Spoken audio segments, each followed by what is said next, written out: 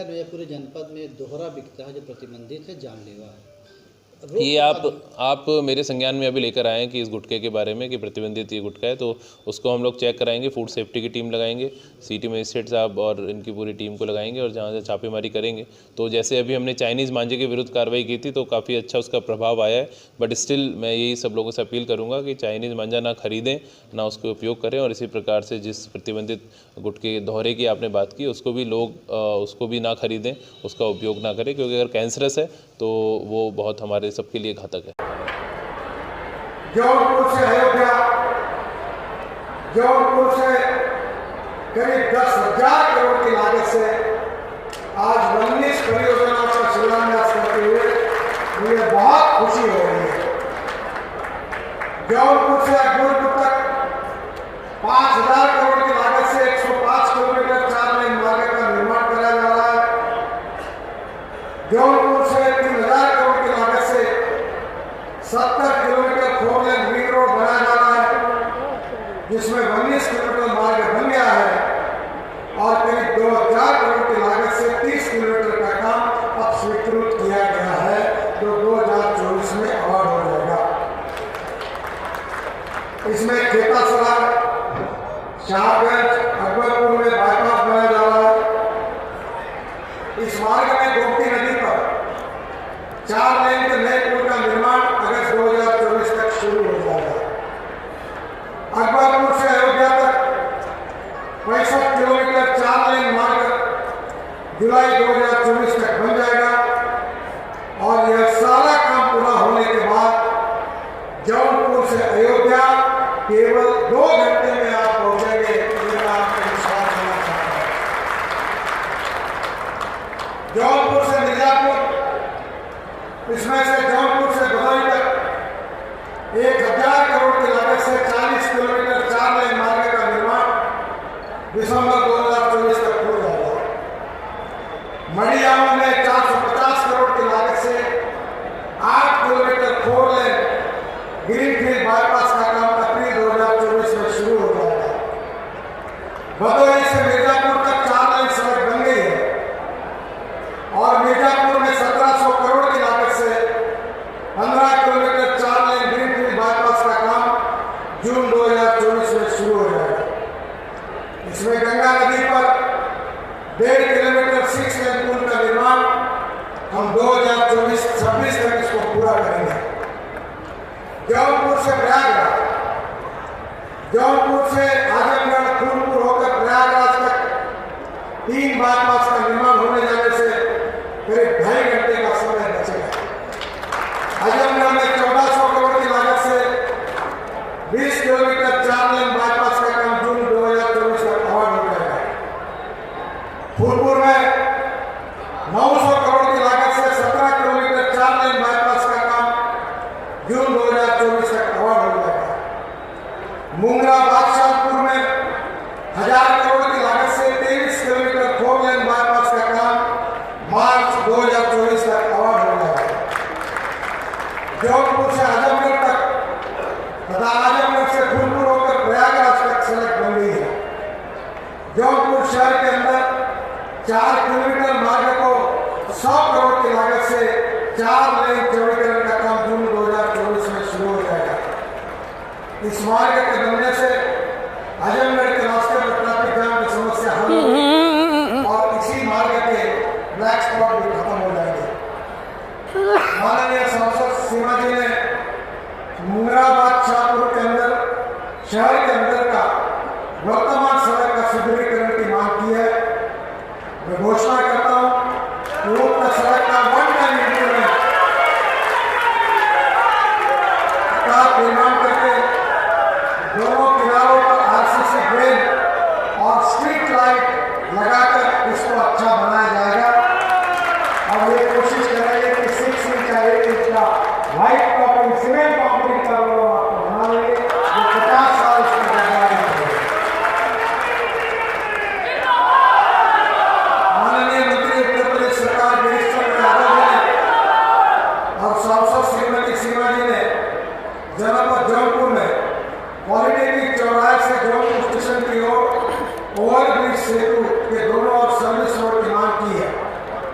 इस संबंध में पूर्व निर्मित ओवरब्रिज के दोनों और जौनपुर स्टेशन के आगे के लिए वन टाइम इंप्रूवमेंट के तहत सर्विस रोड के निर्माण कार्य की भी घोषणा करा।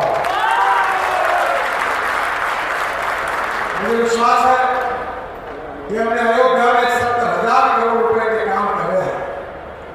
अयोध्या से चित्रकूट और जनकपुर, ओरछा से अयोध्या तक और उसके साथ साथ चौबा से परिक्रमा 7,000 करोड़ की 236। ये जौनपुर का कलेक्ट्रेट है और आप इसकी दीवारों पर देख सकते हैं कि ये गद्दार विधायक जो जिनको संज्ञा दी गई है और उसमें अभय सिंह, मनोज पांडे, राकेश पांडे, राकेश प्रताप, ये यहाँ पे एक सपा नेता हैं रजनीश मिश्रा, इनके द्वारा ये होल्डिंग लगाई गई है। और आप देखिए यहाँ पे जमावड़ा लगा हुआ है इस तरह से।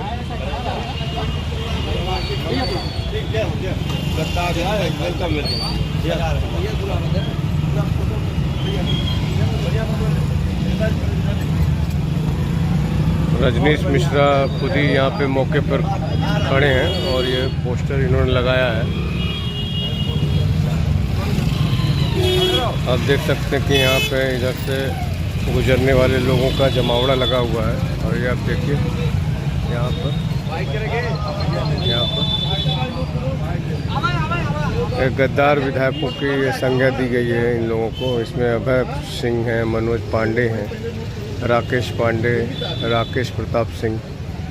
इन लोगों ने कल एमएलसी चुनाव में इन लोगों ने कल विधायकी के इन लोगों ने कल जो राज्यसभा का चुनाव हुआ है उसमें क्रॉस वोटिंग की है।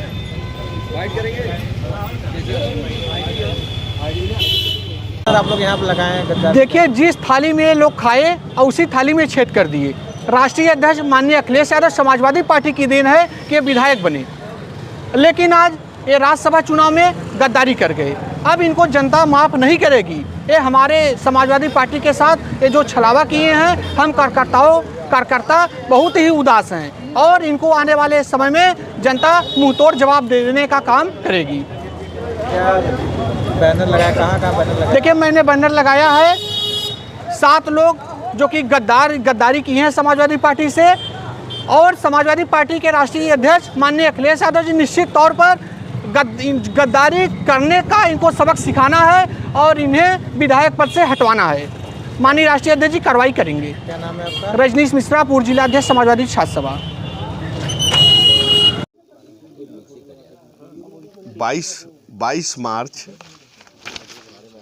मार्च 2022 को मैंने संसद में माननीय नितिन गडकरी जी से अपने क्षेत्र के जितने क्रॉसिंग हैं उसको, एक तो रेलवे भी बनाता है और दूसरी सड़क परिवहन मंत्री भी भारत सेतु स्कीम के माध्यम से बनाते हैं, उनके भी पास फंड होता है।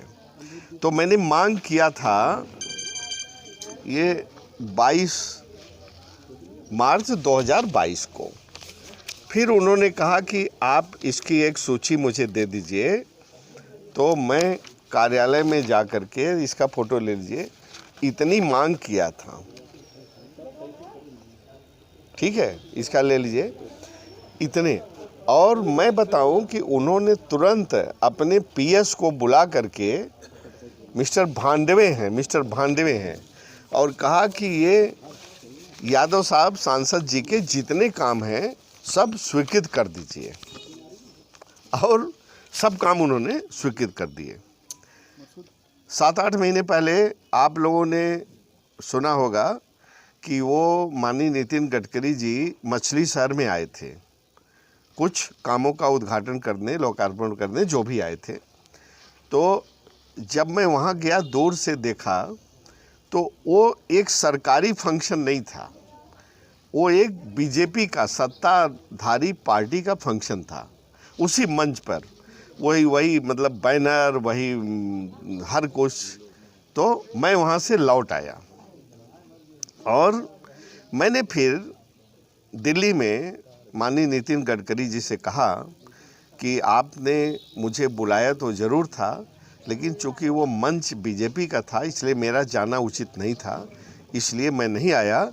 लेकिन एक बार मेरे कहने से मेरे क्षेत्र में समय दे दीजिए। और ये रिकॉर्ड की बात है, उन्होंने मुझसे 2-3 बार वादा किया कि मैं आपके लिए एक यात्रा करूंगा जौनपुर की, मेरे लिए, मेरे कहने पर। और बहुत खेद के साथ ये कहना चाहता हूँ कि जब आज उनकी यात्रा हो रही है यहाँ पर, तो ये जो सरकारी प्रोग्राम है, देख रहे हैं, सरकारी प्रोग्राम देखिए, यहाँ पर 2 नाम हैं जौनपुर में। कौन है? मंत्री जी और दूसरा मैडम सीमा द्विवेदी जी का। यहाँ से श्याम सिंह यादव का नाम गायब है। और आपके माध्यम से मैं माननीय नितिन गडकरी से यही प्रोटेस्ट करना चाहता हूँ आज के है कि मैं जा नहीं रहा हूँ इसीलिए प्रोटेस्ट में। और मैंने लिख भी दिया उनको, एक SMS भेजा है कि रिस्पेक्टेड गडकरी जी, नितिन रिस्पेक्टेड गडकरी साहब, as per your staff's knowledge, there is no Jaunpur सदर MP existing। उसका कोई अस्तित्व नहीं है। कोई, हम आपके सामने दिख रहे हैं ना लेकिन उनके हिसाब से कोई अस्तित्व नहीं है। As I don't find my name in your official program, thank you very much। ठीक है ना? So I didn't go to attend his official program।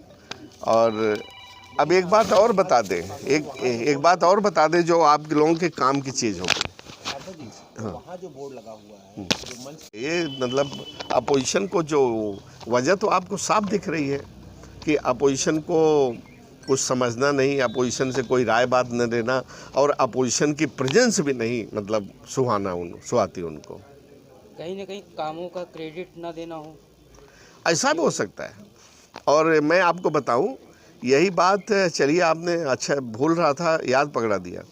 ये जो श्री कृष्ण नगर का स्टॉपेज का था, वो मैंने कराया था रेल मिनिस्टर से मिल करके, और मेरे कहने पर 2-3 चिट्ठी लिखे और मेरे कहने पर वो स्टॉपेज हुआ।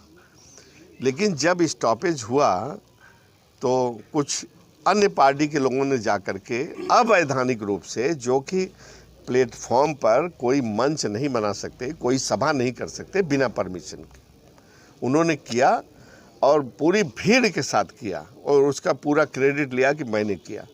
और मैं तो लाउड स्पीकर सुन रहा हूँ कि उनके मतलब वो टाउट्स सिखाए हुए लोग कह रहे थे, धन्य हैं आप जो कि आपने बदलापुर की जनता के लिए यहाँ पर श्री कृष्ण नगर में ये रुकवा दिया, आप बहुत बहुत धन्य। हर आदमी यही धन्य धन्य धन्य कह रहा था, जबकि वो मेरा किया हुआ, आज भी मैं कहता हूँ। एक रोड पे 2 शिलापट लग जाता है, काम के ऐसे तो बहुत है। प्रधानमंत्री ग्रामीण सड़क योजना में मैंने 21 सड़कें बनवाई और उसमें शासनादेश में लिखा हुआ है कि इसका उद्घाटन निर्विवाद रूप से सांसद करेंगे वहाँ के, ये लिखा हुआ है। और मैंने पिछली दफ़ा आपको ये दिया भी था वो शासनादेश। लेकिन भाई यहाँ के मिनिस्टर को, यहाँ के MLA को न नियम कानून मालूम है, न अगर मालूम भी है तो उसका पालन नहीं करना चाहते। और मैंने माननीय मुख्यमंत्री को भी लिखा है कि वो पत्र हमको निकाल के रखना चाहिए था कि आपके मंत्री, आपके विधायक नियम कानून को जानते नहीं हैं, ऐसा करते हैं, उद्घाटन हमको करना है, वो खुद करके चले आते हैं, तो क्या उनके खिलाफ कुछ अंकुश लगाएंगे इस तरह की चीज़ों का? वो भी पत्र मैं आपको दे दूंगा, मैंने लिखा है, मैं लिखने में कोई कसर नहीं छोड़ता। अच्छा, उसका सबसे बड़ा क्या है, कौन उद्घाटन कर सकता है? वो जो रूरल डेवलपमेंट की वेबसाइट है मिनिस्ट्री की, उस पर देखेंगे तो मेरा उद्घाटन दिखेगा आपको, और फर्जी उद्घाटन नहीं दिखेंगे, चाहे कोई भी करे, चाहे मंत्री हो चाहे कोई भी करे, वो फर्जी उद्घाटन नहीं करेंगे। ये एक जो रिलीजियस कॉरिडोर बनाया जा रहा है, जो सड़कों का जाल बुना जा रहा है, अयोध्या के इर्द गिर्द सारे सड़कों की कनेक्टिविटी बढ़ाई जा रही है, किस तरह से देखते हैं इस पूरे को? नहीं देखो वो नहीं देखो, भले इसके पीछे उनकी दूसरी वो है वोट लेने की भावना है, लेकिन चलो डेवलपमेंट तो हो रहा है, उसका हम समर्थन करते हैं, ठीक है। आज वहाँ कर रहे हैं, वो बना रहे हैं कॉरिडोर, सड़क, होटल, सब कुछ बना रहे हैं, कल को दूसरी जगह भी बनेगा। लेकिन हम लोगों ने हमेशा इस चीज़ का विरोध किया कि उसको बढ़ाओ, अपने धर्म को बढ़ाओ, प्रचार प्रसार करो, लेकिन उसको किसी स्वार्थ से न करो। आपने देखा है कि कैसे इस सरकार ने और माननीय मोदी जी ने बुलडोज कर दिया शंकराचार्य लोगों को। आज प्रकरण आ गया तो ये भी सुन लीजिए, हमारे हिंदू धर्म में अगर कोई मंदिर बना, इतना बड़ा मंदिर बना, विशाल मंदिर बना, तो उसका किसको हक है करने का उद्घाटन? शंकराचार्य को है कि प्रधानमंत्री मोदी को है? आप सोच लीजिए, हमारे हिंदू धर्म का शीर्ष जो आदमी है उसको करना चाहिए ना। अब देखिए, वो तो आए नहीं, लेकिन उन्होंने सही बात कह दी शंकराचार्य लोगों ने कि चूँकि कैनोपी नहीं बनी है, मंदिर अपूर्ण है, तो शास्त्र सम्मत नहीं होगा। ये कहा ना, आप लोगों ने देखा, पहली चीज़। दूसरी चीज़ उन्होंने ये भी कहा कि जल्दी क्या है, ये भी कहा, जब बन जाता तब करते। तीसरी चीज़ उन्होंने कहा कि हमारे धर्म में, हमारे शास्त्रों में, हमारे विधि विधान में कोई अगर इस तरह का आयोजन होता है, उद्घाटन इतने लेवल पर, पूजा पाठ यज्ञ जो भी उसको कह लीजिए, तो उसमें अगर उसकी पत्नी जीवित रहती है तो उसका पत्नी का साथ बैठना जरूरी है। और आपने सुना होगा कथानक में, रामचरितमानस में, कि जब रामचंद्र जी यज्ञ कर रहे थे और माँ सीता लंका में कैप्टिव थी और रावण उनके पुरोहित बन करके आए कथा उसको करने के लिए, तो एक दिन के लिए उन्होंने सीता जी को, माँ सीता जी को वहाँ से मुक्त किया कि उनके बगल में आके बैठेंगे तभी वो कथा पूरी होगी। तो क्या आप शास्त्र सम्मत जब मानते हैं तो आप शंकराचार्य लोगों की बात नहीं सुनेंगे? आप बुलडोजर खुद ही चलाते जाएंगे तो बुलडोज हो गए कि नहीं शंकराचार्य लोग? और किसी ने उस पर चूँ बोला, क्योंकि किसी के चूँ बोलने की, चूँ करने की हिम्मत ही नहीं है। हम थोड़ा हिम्मत कर रहे हैं। अब देखिए कितने दिन तक बाहर रहते हैं, कहीं चले जाएं भीतर तो आप लोग आइएगा, मिलेगा, वहाँ भी अच्छा बोलेंगे। अभी मैं इतना पाक साफ रहा हूँ कि अभी कुछ निकाल नहीं पाए हैं, लेकिन कुछ न कुछ निकाल लेंगे। अखिलेश यादव जी को आ गया राज्यसभा क्रॉस वोटिंग के बाद, अखिलेश यादव जी को वो तो आप देख ही रहे हैं, अब उसमें क्या कहना है। अब तो हर जगह देख रहे हैं। और ये नोटिस पहली बार नहीं है, ये नोटिस 14 में भी आया, ये नोटिस 19 में भी आया, ये नोटिस हर चुनाव के समय आएगा। और फिर वो उसको थोड़ा तंग करने के लिए, परेशान करने के लिए, मेंटली डिस्टर्ब करने के लिए। जो भी हो रहा करप्शन के अगेंस्ट हो रहा है ना, इंक्वायरी ईडी का है या जिसका भी। क्या करप्शन? देखिए एक बात बताएं, आप एक बार ईडी लिख देगी कि ये किया है, वो कोर्ट से ही छूटेगा। नहीं, देखिए दोनों देखिए, नहीं, सुन लीजिए, अगर ईडी ने लिखा है, गलत भी लिखे, तो कोर्ट क्या करेगी? फॉर द टाइम बीइंग तो उसको मानी है। ऐसा नहीं कि कोर्ट वो एक्सटेंड पे एक्सटेंड करने जा रही है संजय सिंह का और उसका जैन का, उसका तो वो मतलब होते। It has not been finally found. अगर ऐसा पहले मान लीजिए तो उनकी अभी सज़ा हो जानी चाहिए तुरंत, बिना सबूत शहादत लिए। दोनों में वो करिए, डिस्टिंक्शन करिए। कोर्ट की मजबूरी है, प्राइमा फेसी अगर वो लिख करके चलेगा, ये तो बाद में वो सिद्ध करेगा कोर्ट। इसीलिए ये कोर्ट प्रोसीडिंग चलती है। सांसद जी, एक खबर आ रही है उसकी क्या पूछता है उसकी ये जानकारी चाहेंगे। कहा जा रहा है कि श्याम सिंह यादव को किसी बड़े नेता के खिलाफ यूपी में प्रोजेक्ट किया जा सकता है।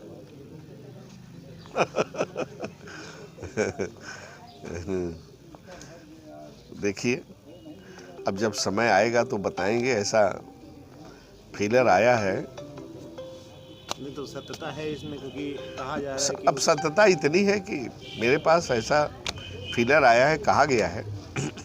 उसके बाद बहुत सी चीज़ें होती हैं कि मैं असेस करूंगा कि क्या करना चाहिए। एमपी लाइट फंड मेरा खर्च हो चुका है, लेकिन जो गरीब महिलाएं हैं, इन लोगों के लिए जो कुछ भी भला हो सकता है, उनके लिए मैंने कारपोरेट सोशल रिस्पॉन्सिबिलिटी का एक कंपनी का फंड होता है, उससे मैंने 125 मशीन स्वीकृत कराई है। 55 मशीन आ चुकी है। आज हमने 55 लोगों को भेजा था, लेकिन किसी वजह से वो आ नहीं पाए। सेल्फ हेल्प ग्रुप की गरीब महिलाएं हैं, तो जितनी महिलाएं आई हमारी जो लिस्ट में थी, उनको मैंने 6 मशीनें दी हैं। कोई दूसरे दिन नियत करके जब हम 55 - 6 49 बांट देंगे, तब वो मुझे बाकी मशीनें भी भेज देंगे। डिफरेंट थिंग, वो एकदम अलग चीज़ है। मंच पर आप बोर्ड लगाए, बीजेपी बोर्ड लगाए, कोई भी बोर्ड लगाए, दैट इज़ नॉट ऑथेंटिक। आपको मैं बता दूं, अरे भाई, हम कोई घुरहू लाल एमपी नहीं है ना। हम तो अपने हिसाब से, प्रोटोकॉल के हिसाब से जानते हैं कहाँ का मान्य है, कहाँ का नहीं मान्य है। मंच पर तो हो सकता है कि बड़ा सा मेरा ही फोटो लगा दीजिए कि हम ही आ रहे हैं, वो गडकरी जी नहीं आ रहे हैं, तो उसकी कोई ऑथेंटिसिटी नहीं है।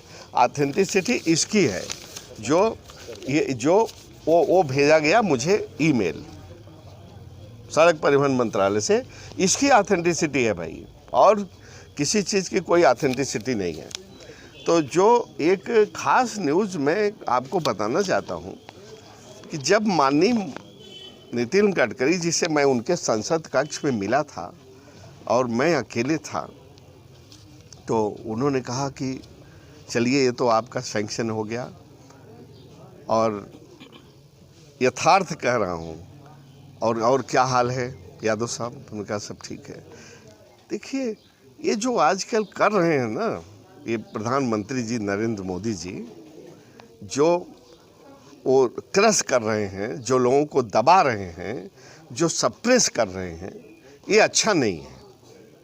ये गडकरी जी के स्टेटमेंट मुझसे, मैं तो अपोजिशन का एमपी, लेकिन मुझसे कहा, और मैं डंके की चोट पर कहता हूं कि आप लोग इसको पूछ सकते हैं कि माननीय प्रधानमंत्री जी और बीजेपी की उन्होंने शिकायत की, क्योंकि उस समय समझ रहा था, पूरी देश समझ रहा था कि वो थोड़ा अलग थलग हैं, छिटके हुए हैं। लेकिन अब मैं कहना चाहता हूं कि शायद गडकरी जी ने भी वहाँ घुटने टेक दिए। अलग अलग ध्रुव हैं दोनों बीजेपी के अंदर? एकदम ध्रुव था, भले एक बड़ा ध्रुव था, एक छोटा ध्रुव था, लेकिन आज इस निमंत्रण से मुझे लगता है कि एक जो ध्रुव था, जो कुछ फ्यूचर में रखता, वो भी ख़त्म हो गया। उसने भी, आप देख रहे हैं कितने ध्रुव पानी में बहे जा रहे हैं उसके शक्ति प्रवाह में। तो उस तरह से गडकरी जी ने भी अपने घुटने टेक दिए, और पूरा ये बीजेपी मय वो भी हो गए हैं। हम लोग तो गडकरी जी की तारीफ मैं यहाँ तक करता था, मैंने पार्लियामेंट में भी कहा मेरे स्टेटमेंट में कि माननीय गडकरी जी, आप बहुत अच्छा काम कर रहे हैं, और अपोजिशन एमपीज का भी आपको बहुत समर्थन है, और कभी वक्त ज़रूरत ऐसा पड़ा कि आपको प्रधानमंत्री बनने की बात आई तो मैं आपके साथ खड़ा हूँगा, आपको वोट दूँगा। लेकिन हमको लगता है कि ये उन्होंने अपना लाइन ऑफ एक्शन छोड़ दिया है, और वो there is difference between official program and party program. इसलिए मैं आउट ऑफ प्रोटेस्ट मैं नहीं जा रहा हूँ, और गडकरी साहब को, उनके डिपार्टमेंट को, उनके स्टाफ को ऐसा करना नहीं चाहिए था। आपने जो डिमांड्स रखी थी वो सैंक्शन हुई है क्या? नहीं, वो किसी पर हमको उसका उत्तर भी आया है, वो मैं जो उत्तर आया है वो मैं भेज दूंगा। और बाय द वे हमारे वहाँ नोएडा वाले कंप्यूटर में कुछ काम उसमें हुए हैं, सब नहीं हुए हैं लेकिन कुछ काम उसमें हुए हैं। लेकिन बात यहाँ है कि आज मुख्य मुद्दा है कि दिस इज़ गवर्नमेंट फंक्शन, ये कोई पार्टी का फंक्शन नहीं है। और उन्होंने कहा था मेरे लिए आएंगे एक दिन, ये वादा किया था, आए भी हो, लेकिन मेरा नाम यहाँ इनविटेशन लिस्ट में नहीं है। तो क्या मैं जौनपुर का सांसद नहीं हूँ? क्या मेरा अस्तित्व नहीं है बीजेपी के सामने और गडकरी के सामने? अब इतना ही मैं आपसे कहना चाहता हूँ। और ये बात जो मैंने प्रधानमंत्री जी वाली कही थी, सब बात आप लोग अगर किसी में हिम्मत हो मतलब थोड़ा डेयर, मतलब बहुत लोग पूरी बात नहीं कह पाते, कि पूछना चाहें तो पूछ सकते हैं कि जौनपुर के सांसद श्याम सिंह यादव ऐसा कह रहे हैं। सांसद जी, आपको नहीं बुलाया गया। नमस्कार, मैं हूं ब्रिजेश कुमार विश्वकर्मा, आप देख रहे हैं न्यूज़ टाइम से। इस समय हम मौजूद हैं जफराबाद विधायक श्री जगदीश नारायण राय जी के यहाँ। आज हम लोकसभा चुनाव के मुद्दे पर उनसे कुछ चर्चाएं करने आए हैं। आइए सीधे हम उनसे बात करते हैं कि क्या मुद्दे रहेंगे। बाबू जी, इस समय जो है आगामी लोकसभा चुनाव नजदीक आ गया है, अभी घोषणा अधिसूचना नहीं जारी हुई है, क्या मुद्दे रहेंगे इस बार जनता के? देखिए, सत्तारूढ़ पार्टी तो विकास का मुद्दा लेके आ रही है सामने। विपक्ष बेरोजगारी और किसानों की समस्या, महंगाई, इन सब चीज़ों को लेके सामने आएगी। अब जनता में इस पर कितना असर पड़ता है, किसका विकास हावी होगा कि विपक्ष के इन नारों का हावी होगा, इस समय बताएगा।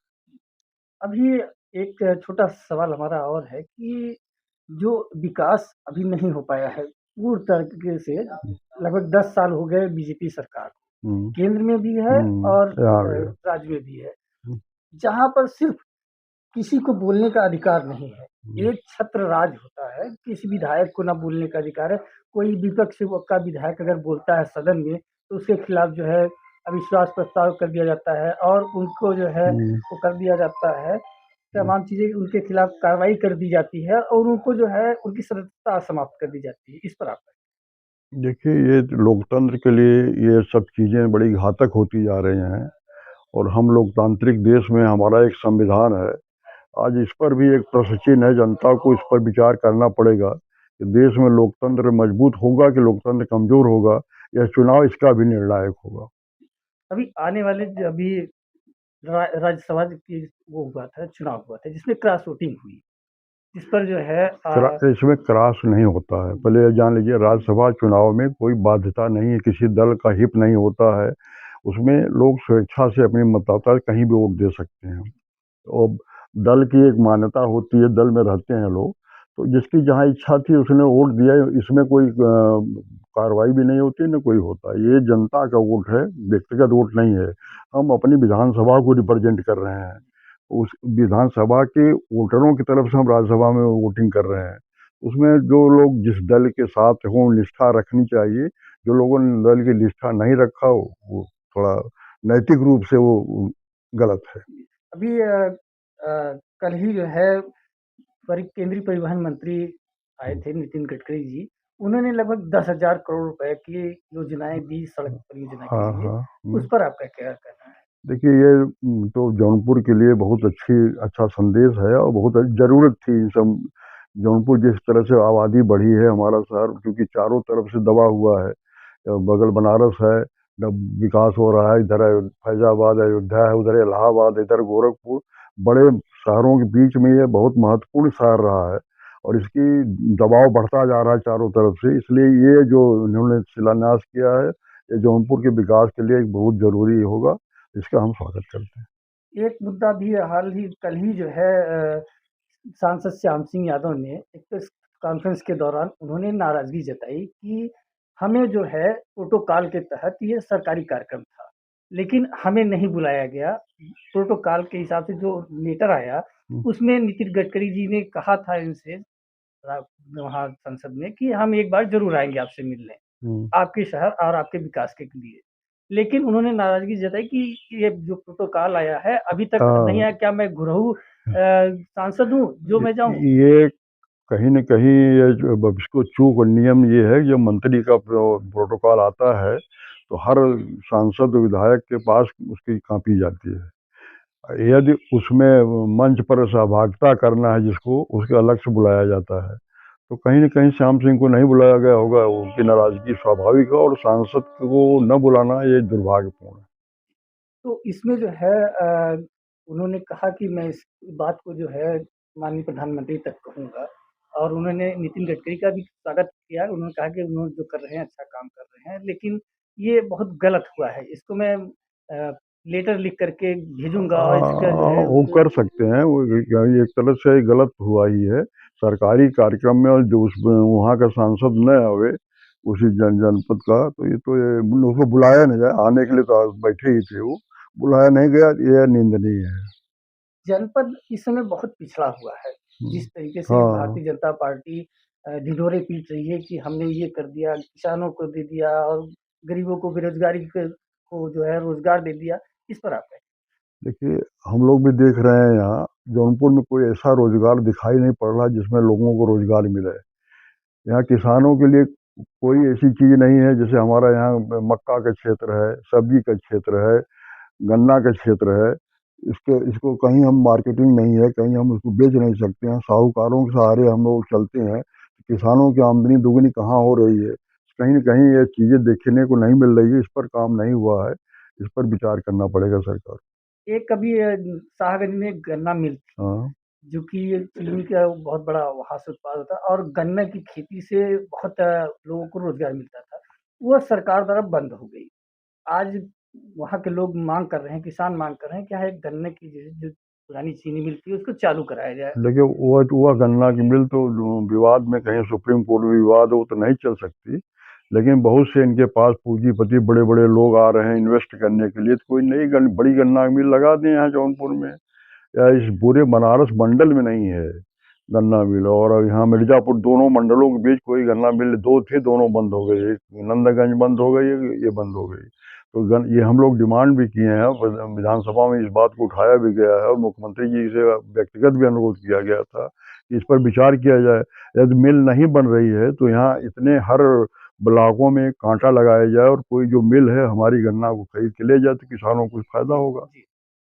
अब आगामी लोकसभा चुनाव जब भी अधिसूचना जल्दी ही जारी हो सकती है, तो जौनपुर सदर से और मछली शहर संसदीय क्षेत्र से क्या स्थितियां रहेंगी? देखिए, मुद्दे वही हैं, लेकिन अभी जो है सरकार, जो वर्तमान सरकार है, उसने विकास का इतना बड़ा ढिढोरा पीट के और लोगों को बीच में एक संदेश दिया है। अब उस संदेश को कहाँ तक धरती पर उतरा है, क्या नहीं उतरा, विपक्ष इसको अगर बता लेगा, समझा लेगा तो फायदा उठाएगा, नहीं तो लड़ाई है ही है। जानकारी के लिए बहुत-बहुत धन्यवाद। अब हम आपको जो है अभी भी रूबरू करा रहे थे, सीधे जो है जफराबाद विधायक और पूर्व कैबिनेट मंत्री रहे, बहुत ऊंची शख्सियत इनकी रही है जनपद जौनपुर में और इन्होंने विकास के मुद्दे और लोकसभा चुनाव के मुद्दों पर हमसे चर्चा की और इस पर जो है हमने इनको धन्यवाद भी देते हैं कि आने वाले एपिसोड में फिर मैं आपको किसी और ऐसी शख्सियत से मुलाकात कराऊंगा और विकास और तमाम मुद्दों पर चर्चाएं की जाएंगी। Brajesh Kumar Vishwakarma, news times Jaunpur.